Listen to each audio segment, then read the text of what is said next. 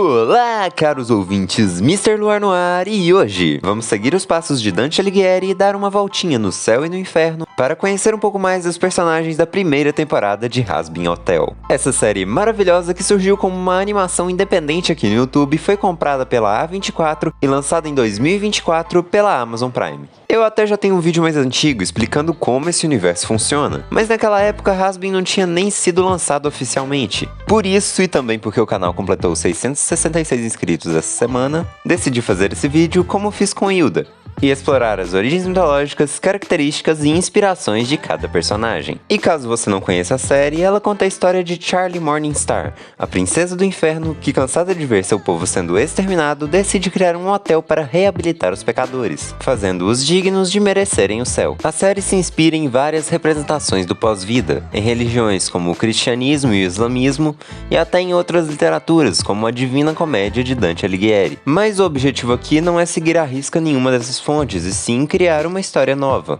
E já fica o aviso, esse vídeo tem spoilers.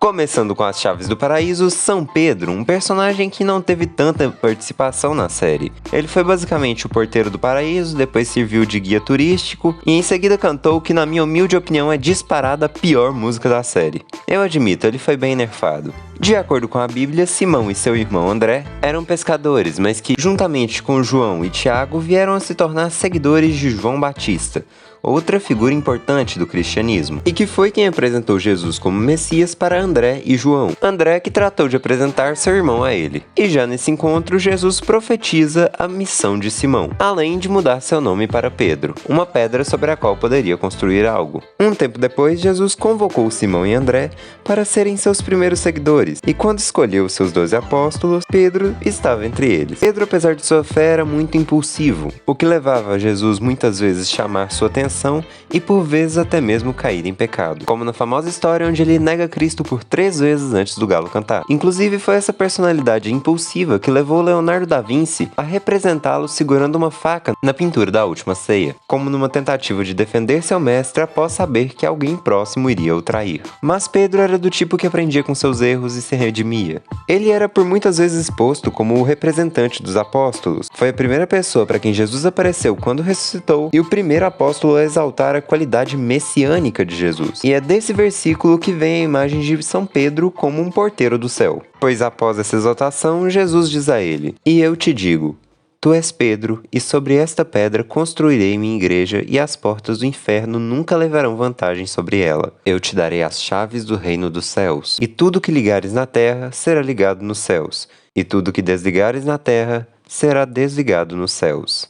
Mas sua importância não para por aí. Após a ascensão de Jesus, é Pedro quem toma frente da igreja, tomando várias decisões importantes.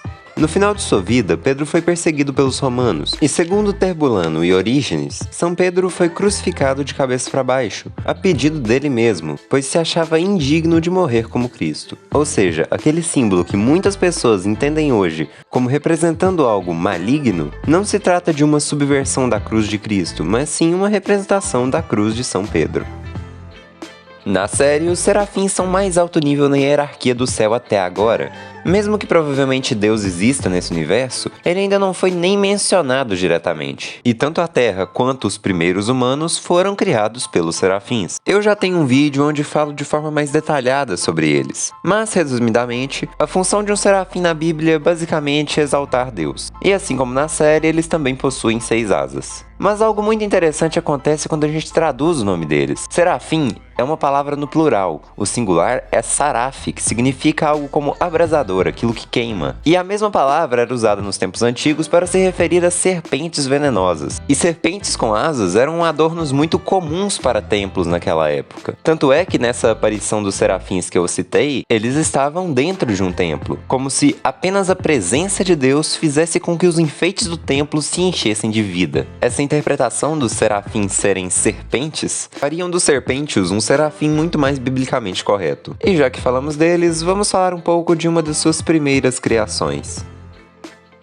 Na série, Adão foi criado pelos serafins juntamente com Lilith, a primeira mulher, que eu só não vou falar dela nesse vídeo porque ela teve muito pouco tempo de tela. E uma personagem com raízes históricas tão curiosas certamente merece mais destaque. O que eu acho que vai acontecer na segunda temporada. Voltando pra história, Lilith não quis se submeter a Adão e trocou ele por Lúcifer, o que provavelmente desencadeou todas as suas atitudes sexistas na série. Basicamente a lore de todo Red Pill. No cristianismo, Adão também foi o primeiro homem, mas aqui ele foi criado diretamente por Deus e a partir do barro. Ele costumava viver no Jardim do Éden, junto com todos os animais. Não demorou muito para ele ficar solitário, então Deus arrancou uma costela de Adão e a partir dessa criou Eva, a primeira mulher. E a título de curiosidade, é por isso que em sua primeira aparição na série, Adão está comendo justamente costelas. Adão e Eva viviam no paraíso junto com todos os animais, e lá só existia uma regra: eles não poderiam comer do fruto de uma árvore em específico, a árvore do conhecimento. Porém, Eva foi tentada por uma serpente que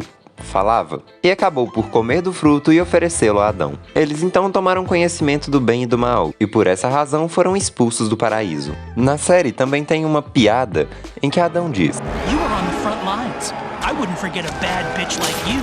It's why I named you after the best thing ever. Vaggie. Actually, it's pronounced vaggie. E essa ideia de Adão nomeando coisas está presente em Gênesis, capítulo 2, versículos 19 e 20, onde ele nomeia todos os animais. Na série, provavelmente foi ele que nomeou todas as coisas, que é apenas mais uma particularidade de Hazbin. Afinal, não existe nenhum texto que diz que Adão ascendeu hierarquicamente no céu até se tornar um arcanjo e se tornou o líder de um exército de exterminadoras. E falando nelas, na série, os exorcistas foram a medida que o paraíso tomou para controlar a superpopulação do inferno. Uma vez por ano,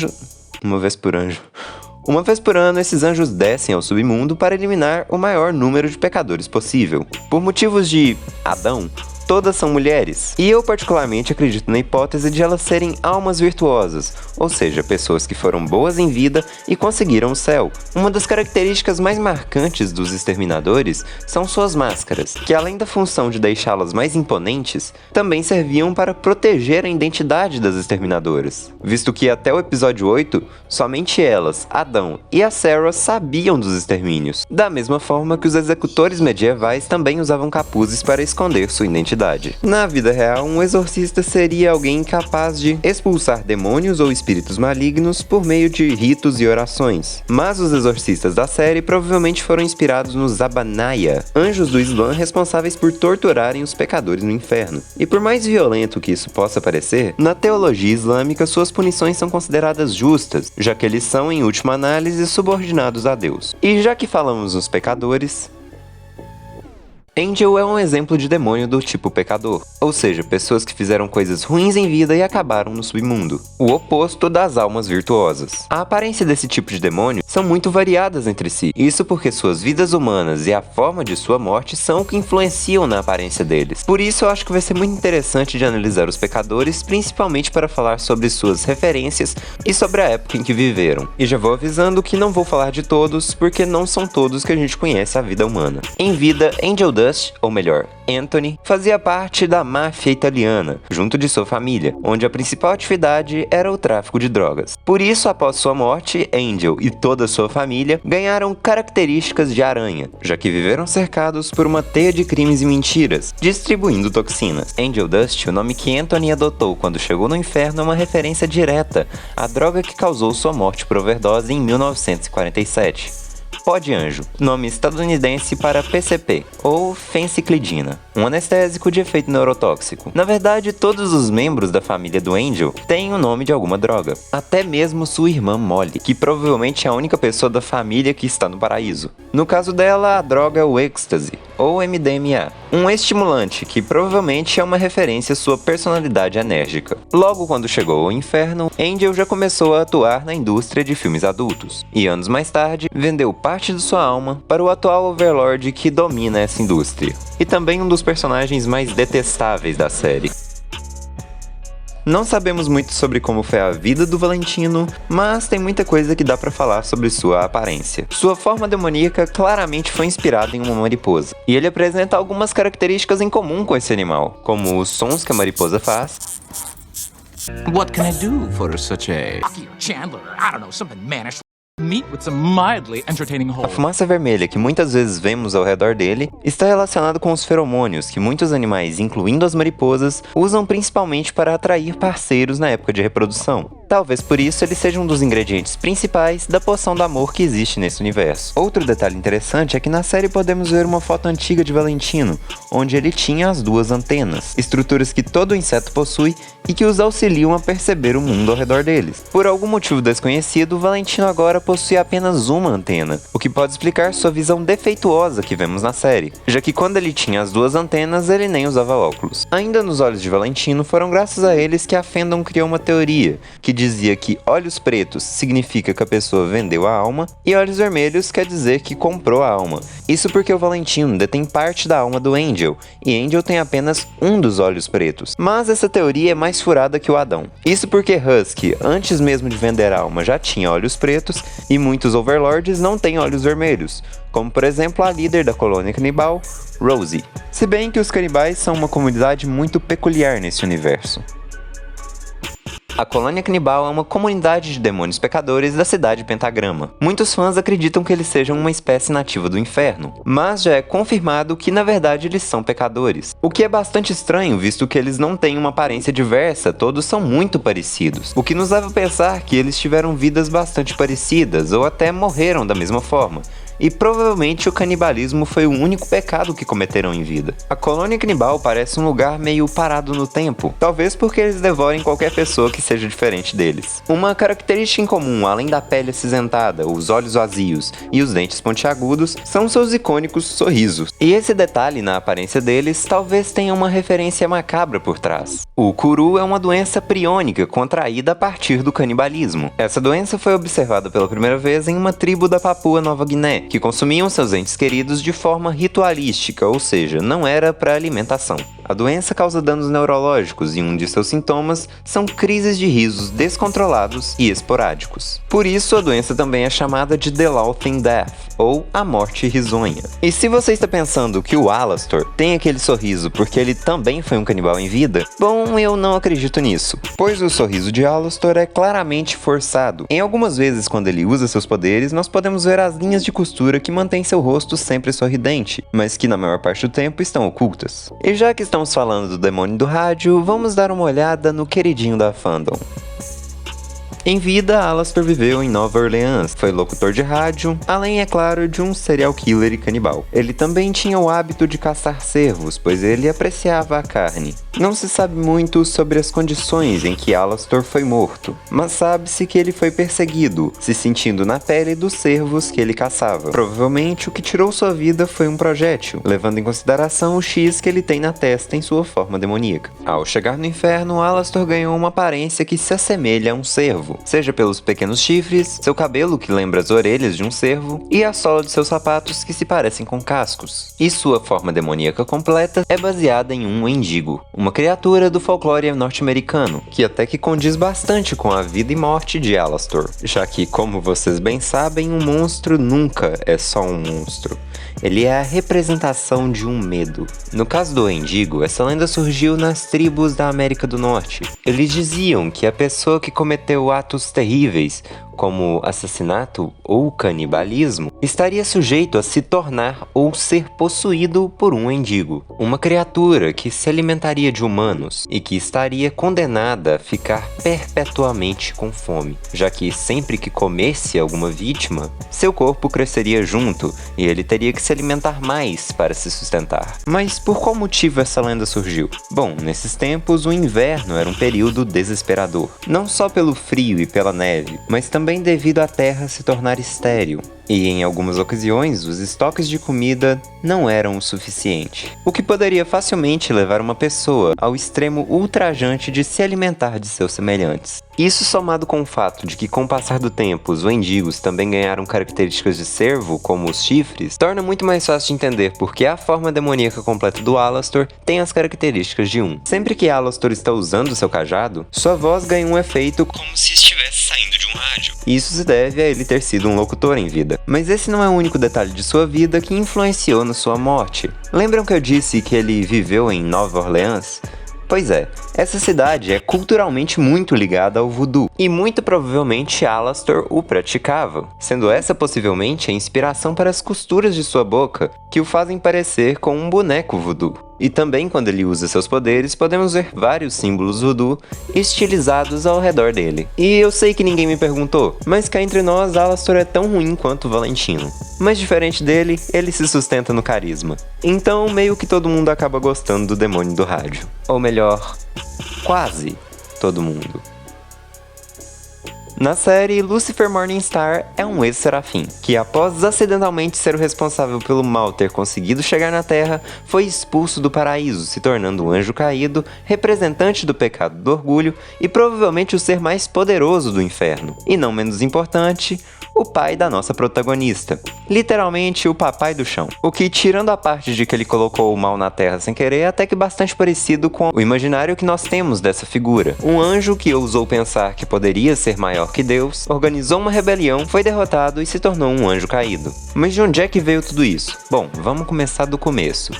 A palavra Lúcifer vem do latim e significa literalmente portador da luz, aquele que carrega a luz, já que lux significa luz e fer significa literalmente aquele que carrega. Nos tempos antigos, em um contexto greco-romano, esse nome poderia ser usado para se referir a um astro, que é a tal estrela da manhã, ou em inglês, Morning Star, que é o sobrenome tanto do Lúcifer da série quanto da série da Netflix. Mas essa estrela, ela não é uma estrela. Ela na verdade é um planeta, Vênus, que aparece brilhando no céu pouco antes do Sol nascer, como se estivesse puxando ele. Inclusive, na mitologia grega, esse astro foi personificado através do deus Fósforos, filho de Eos, a deusa da manhã. E esse mesmo deus, o Fósforos, era chamado pelos romanos de Lúcifer, justamente pela associação com o astro. Mas não era só nesse contexto que a palavra era usada. Além da própria estrela da manhã, Lúcifer também poderia significar o próprio amanhecer. E foi apenas nesse sentido que o termo passou a aparecer na Bíblia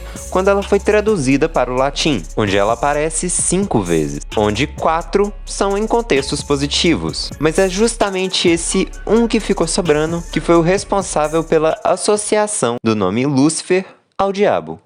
Como caíste dos céus, astro brilhante, filho da aurora? Como foste arrojado por terra, tu que vencias as nações? E tu dizias em teu coração: subirei até o céu, acima das estrelas de Deus, estabelecerei o meu trono. Assentar-me-ei no monte da Assembleia, nos confins do norte, subirei no cume das nuvens e serei semelhante ao Altíssimo. Mas serás lançados ao Sheol, nas profundezas do abismo.